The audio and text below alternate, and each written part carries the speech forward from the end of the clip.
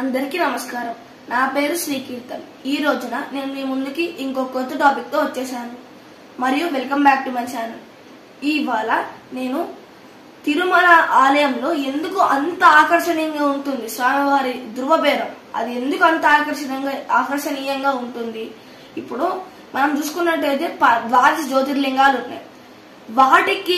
వాటికి ఉంది ప్రాధాన్యత లేదని అనట్లేదు, కానీ తిరుమలకు ఉన్నంత ఆకర్షణ శక్తి అంటే ఒక మ్యాగ్నెటిక్ పవర్ లాగా ఈ వీటికి లేదు. ఎందుకంటే తిరుమల అనేది దాన్ని ఇప్పుడు సపోజ్ మనం అరగంట దర్శనం చేసుకున్నాం, మరియు ఇంకొక సెకండ్ దర్శనం ఎక్కువ ఇస్తున్నా సరే మళ్ళీ లైన్లకు పరిగెడతాం.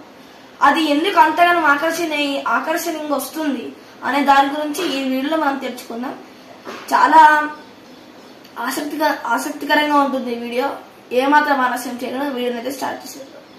మొట్టమొదట ఏమైందంటే, ఒకరోజు బ్రహ్మదేవుడు అనుకున్నాడంట, ఏ రోజైనా ఒకసారి స్వామివారిని భూమి మీదకి తెప్పించి, అంటే ఆయన ఫిజికల్ బాడీనే భూమి మీదకి తెప్పించి కలియుగాంతం వరకు ఉండాలి అని చెప్పి బ్రహ్మదేవుడి కోరిక. సో ఆయన ఏం చేశాడంటే స్వామివారిని అడిగాడు, స్వామి మీరు ఇట్లా కలియుగాంతం వరకు మీ శరీరంతోనే మీరు భూమి మీద ఉండాలి అంటే సరే అని మాటిస్తున్నాను, కలియుగాంతం వరకు నేను భూమి మీద ఉంటాను, కానీ నాకు సమయం సందర్భం ఉండాలి అని చెప్పి అనుకున్నాను. సో ఇప్పుడు మనం ఏం తెలుసుకుందామంటే, అసలు సమయం ఎలా వచ్చింది, అసలు ఎలాంటి సమయంలో ఆయన వచ్చాడు అనే దాని గురించి తెలుసుకుందాం. సో బ్రహ్మదేవుడు అప్పుడు వెంకటేశ్వర స్వామి చెప్పాడంటే, నేను ఇప్పుడు ఈ సమయంలో వస్తాను అని చెప్తే ఆ సమయం దగ్గర పడుతున్న టైంలో బ్రహ్మదేవుడు ఏం చేశాడంటే స్వామివారు పుట్టడానికి ఒక ఏరియాని ఏర్పాటు చేశాడు. ఆ ఏరియా కూడా ఎలా ఉండాలంటే స్వామివారిని చాలా దగ్గరగా అనిపించేటట్టు, అంటే చాలా ప్రేమగా చాలా వెచ్చగా ఉండేటట్టు ఉండాలన్నమాట ఏరియా.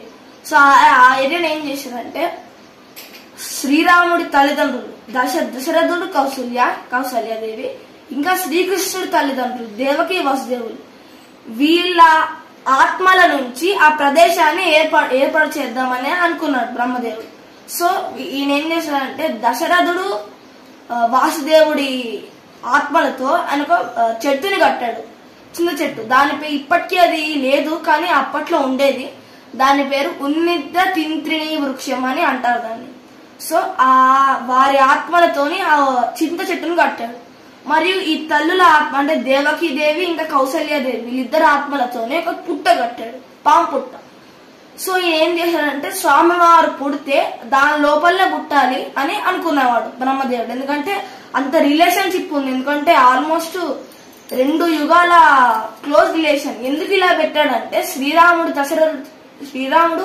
1000 సంవత్సరాలు భూమిని పాలించినా సరే దశరథ మహారాజుతో చాలా తక్కువ సంవత్సరాలు ఉన్నాడు.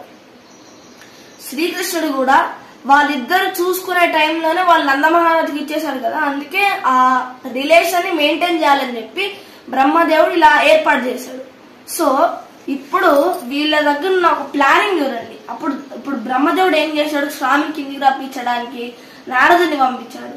నారదుడు ఏమన్నాడు, ముగ్గురు త్రిమూర్తుల్లో ఎవరు గొప్ప మీకు అక్కడే చెప్పాను, భృగు మహర్షి కదా, ముగ్గురు దాంట్లో ఎవరు గొప్ప అని చెప్పి భృగు మహర్షి అందరి దగ్గరికి వెళ్ళి టెస్ట్ చేశాడు. విష్ణుమూర్తిని తన కాలుతో కొట్టడం అదంతా కథ అయిపోయినాక లక్ష్మీదేవి కోపం వచ్చి భూమి మీదకి వస్తే ఆ బెంగ పెట్టుకుని విష్ణుమూర్తి కూడా భూమి మీదకి వస్తాడు. లక్ష్మీదేవి కొల్లాపురంలో పుడితే విష్ణుమూర్తి పుట్టులో పుడతాడు. అది అసలు ఇంత మాస్టర్ ప్లానింగ్ ఉన్న బ్రహ్మదేవుడు ఎంత గొప్పవాడో మీరు ఆలోచించుకోవచ్చు. ఇప్పుడు అసలు టాపిక్ అనేది ఇప్పుడు వస్తుంది. పూర్వకాలంలో ఒక నిషాదుడు ఉండేవాడు. ఆయనకి వరాహస్వామి అంటే చాలా ప్రీతి, ఎప్పుడు చూడ ఆయనకు పూజలు చేసేవాడు. అప్పుడు వరాహస్వామి వచ్చి అడిగాడు, నాయన నీకు ఎందుకు నాయన నా ఇంత ప్రేమ అంటే, మీరంటే నాకు చాలా ఇష్టం స్వామి, నా కోరిక ఏంటంటే మీరు కలియుగంలో అంటే ఫ్యూచర్ జనరేషన్స్ కి మీరు ఉండాలి అని చెప్పి అన్నాడు. సో ఆయన ఏం చేయాలంటే సరే నేను కలియుగంలో ఒక రూపం తీసుకొని ఉంటాను అని చెప్పి అన్నాడు. సో ఆయన కలియుగంలో ఇప్పటికీ వరాహస్వామి గుడి ఉంది తిరుమలలో, దాన్ని దర్శించకుండా వేరే ఆలయాన్ని దర్శించకూడదని ఒక నియమం కూడా ఉంది. అది మనం పాటించలేదు, కానీ ఇప్పటికీ ఆ మూర్తి ఉంది. అదే మూర్తి స్వామివారి ఇప్పటికీ ఆ మూర్తి ఉంది. ఆ తర్వాత ఇలాగే 3 కథలు జరిగాయని చెప్తే లాంగ్ వీడియో అవుతుంది కాబట్టి నేను చెప్పట్లేదు. అలాగే 3 జన్మలు ఈ నిషాదుడికి 4 జన్మలు. మొదటి నిషాదుడు, ఆ తర్వాత ఒక గురువు, ఆ తర్వాత ఒక భక్తుడు, ఆ తర్వాత 4వ జన్మలో ఇదే నిషాదుడు తొండమాన్ చక్రవర్తి కింద పుట్టాడు. తొండమాన్ చక్రవర్తి తిరుపతిని అప్పట్లో పాలించిన రాజు, అంటే ఆకాశరాజు యొక్క మేనల్లుడు. సో ఈ ఆకాశరాజు కూతురు పద్మావతి దేవి, పద్మావతిని వెంకటేశ్వర స్వామి పెళ్లి చేసుకున్నాడు. సో వారికి అలా రిలేషన్ ఉండేది.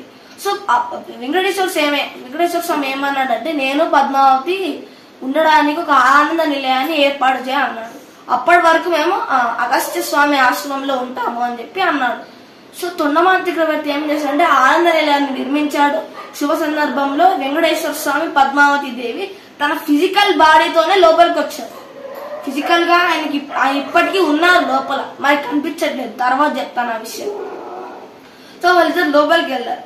సో తొండమాన్ చక్రవర్తి తన జీవితంలో 3 ఘోరమైన తప్పులు చేశాడు. ఎందుకంటే అది అలా జరిగిపోయింది. అయినా సరే స్వామి అతన్ని మరణించాడు. రెండో తప్పులో మాత్రం స్వామివారికి చాలా కోపం వచ్చింది. ఎందుకంటే రెండో తప్పులు ఏం చేయాలంటే, తొండమాన్ చక్రవర్తి పవలింపు సేవ అయిపోయాక, అంటే స్వామివారు పడుకునే టైంలో తన భార్యలతో ఏకాంతంగా ఉన్న టైంలో తొండమాన్ చక్రవర్తి స్వరంగ మార్గంలో వచ్చి దేవుణ్ణి చూశాడు అన్నమాట, వీళ్ళు ఏకాంతంగా ఉన్నప్పుడు. సో అది చూసే కన్నా స్వామికి చాలా కోపం వచ్చింది. కోపం వచ్చి ఆయన ఏం చేశాడంటే, నేను ఇంకా ఈ ఫిజికల్ బాడీతో ఉండను, ఒక ఒక స్టాచ్యూ లాగా ఇక్కడ ఉంటాను. వాళ్ళందరూ ఏమనుకుంటారంటే నేను ఏమీ చూడట్లేదు అనుకుంటారు, కానీ నేను ప్రతిదీ చూస్తాను, మీరు చెప్పింది వింటాను, మీరు చెప్పింది మాట్లాడతాను అని చెప్పి ఒక ఫిజికల్ బాడీ కాకుండా ఒక మెటీరియలిస్టిక్ బాడీ కింద అక్కడే ఉన్నాడు. కానీ ఇప్పుడు మనం చూసే వెంకటేశ్వర స్వామి వేరు. డివోటీస్ అంటే అన్నమాచార్యులు, రామానుజాచార్యులు, ఆదిశంకరాచార్యులు, వీళ్ళు చూసే వెంకటేశ్వర స్వామి వేరు. రెల్మ్స్ అంటే ఒక్క తిరుపతిలో 2 ఆలయాలు ఉన్నాయి. ఒకటి నిజమైన వెంకటేశ్వర స్వామి ఉన్న ఆలయం, ఇంకోటి శిల్పం ఉన్న వెంకటేశ్వర స్వామి ఆలయం. మనం కళ్ళతో చూసే తిరుపతి వేరు, కానీ మన కళ్ళకు కనపడిన తిరుపతి వేరు. అది వేరు, ఇది వేరు. సో దీని వలన ఎందుకు ఇంతగానో ఆకర్షణ ఉందంటే, అక్కడ ఉన్న సాక్షాత్ వెంకటేశ్వర స్వామి. మీకు విష్ణు సహస్రనామం మీరు చదివితే వెంకటేశ్వర స్వామి కళ, తన కళ్ళు, నుదురు, తన శరీరానికి ఉన్న మొత్తం మీరు తెలుసుకోవచ్చు దాన్ని చదువుకుంటే, మీనింగ్ చదువుకుంటే. సో అక్కడ మీకు అర్థమైపోతుంది ఆయన సౌందర్యం ఏంటో అనేది. అంటే తిరుపతిలో ఉన్న వెంకటేశ్వర స్వామి నిజమైన వెంకటేశ్వర స్వామి, కానీ మన కంటికి కనబడదు. అదొక్కటే డిఫరెన్స్. అంటే ఆయన నిజమైన వెంకటేశ్వర స్వామి, కానీ మన కంటికి శరీర రూపంలో ఉంటాడు, శిలారూపంలో ఉంటాడు. అందుకే ఈ 12 జ్యోతిర్లింగాలు అయినా సరే తిరుపతికి ఎక్కువ ఆకర్షణంగా ఉంటుంది. మీరు ఇంకోటి అబ్జర్వ్ చేస్తే కూడా ముఘలాయులు, బ్రిటిషర్స్ వీళ్ళందరూ 12 జ్యోతిర్లింగాలను ధ్వంసం చేశారు. నేను శివుడిని తప్పు పట్టట్లేదు, శివుడు కూడా పరమాత్మని, అందరూ మంచి వాళ్ళే. కానీ తిరుపతికి ఎందుకు అంతగానం ఉందనేది మాత్రమే నేను చెప్తున్నాను. ముఘలాయులు దండయాత్ర చేశారు, బ్రిటిషర్స్ దండయాత్ర చేశారు. ఇలా చేసినప్పుడు ఎందుకు ఒక్కడు కూడా తిరుమలని టచ్ చేయలేకపోయాడు? ఎందుకు? దీనికి రీజన్ ఇదే. వెంకటేశ్వర స్వామి అక్కడ ఉన్నాడు, తనని తాను కాపాడుకుంటాడు, తన ప్రపంచాన్ని కూడా కాపాడుకుంటాడు. జై జగన్నాథ్. Thank you. శ్రీమాత్రే నమః.